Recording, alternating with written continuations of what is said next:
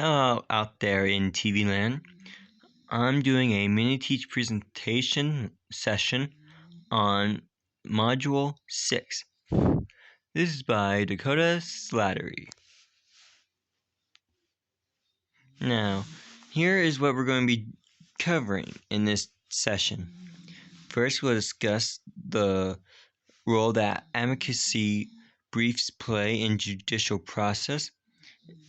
Then we'll discuss the process of filing for a advocacy brief. Then identify a specific case where an argument may have had significant difference in the outcome of the case. And finally, we'll go over the points that were made or developed that were different or better than the litigant's position. Any questions? No? Good. Now then, to start off, we're going to go off with the first thing we were going to cover. Now then, does anyone in the class know what an advocacy brief is? Okay, then we'll start with that.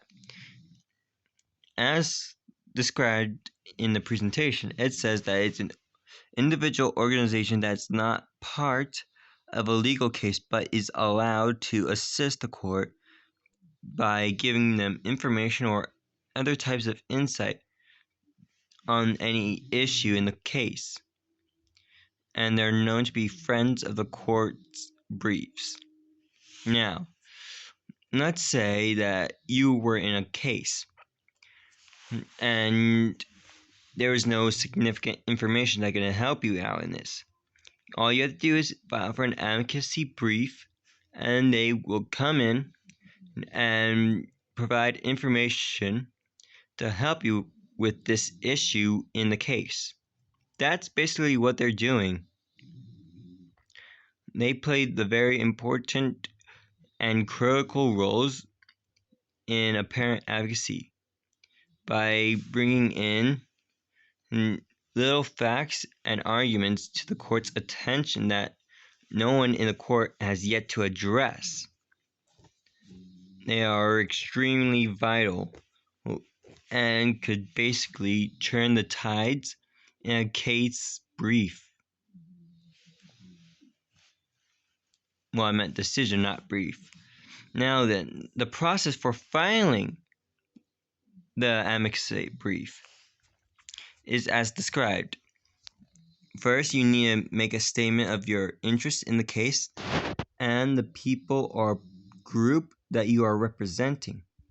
Second, you need a statement for your familiarity with the issue involved within the review and the scope of the argument that's to be presented. Then you need to have a statement for the specific issues in which the brief is being addressed or will address. Then finally, you need to state your reason for believing that an additional argument is necessary for the specific issues. All these together is what you need to do for filing for an advocacy brief in yours or your party's specific situation. No questions? Good. Moving on.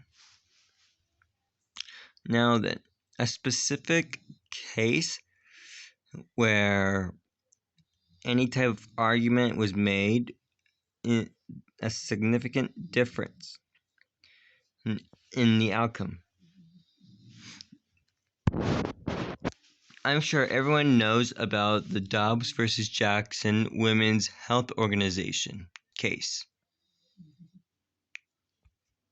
However, did you know that there were over 140 advocacy briefs filed?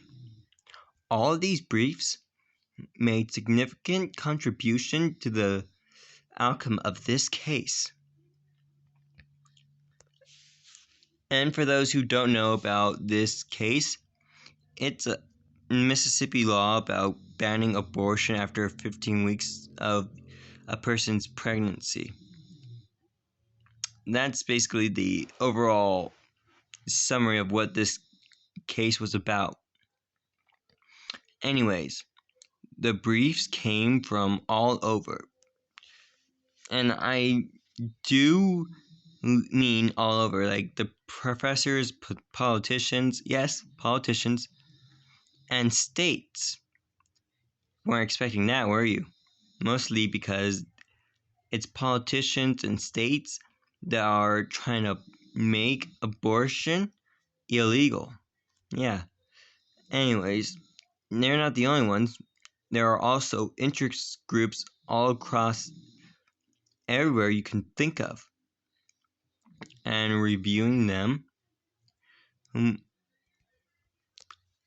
after reviewing all of the case briefs that they've submitted, or advocacy briefs, they made a lot of noteworthy, forget the not worthy, that was supposed to be noteworthy, and novel arguments in which the significance was made out to be, which resulted in a landmark decision for this case that made the Supreme Court say that the Constitution does not confer the right for abortions.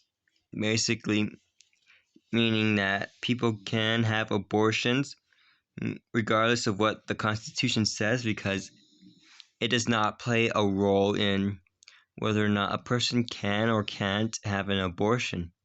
Yeah, that's what it means. Now, the points that were made or developed from the litigant's position. There's a doctrine of judicial estoppel, which prevents an litigant from asserting their claims in the court proceedings that are different or contrary or inconsistent to prior statements made before in previous proceedings. Yeah. And with its purpose to preserve the integrity of the judicial process through prohibiting the deliberate changing positions that are basically exigent for the moment. This can make the positions of the litigants better or different than how they should end up. Now, other cases, points that could have been made in the previous slide.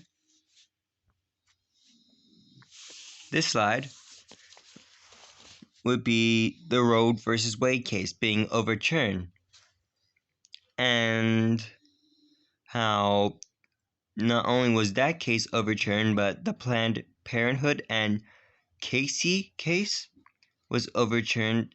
Then there was the advocacy briefs about legislative authority as well as gender equality and women's representation. Oh, I almost forgot about the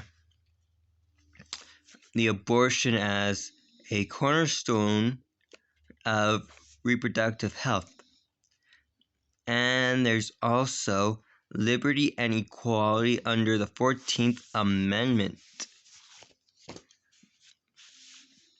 There are many case briefs. Why do I keep saying that?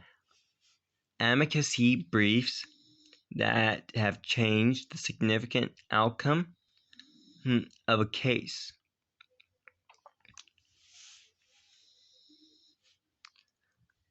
Thank you for your time. The end.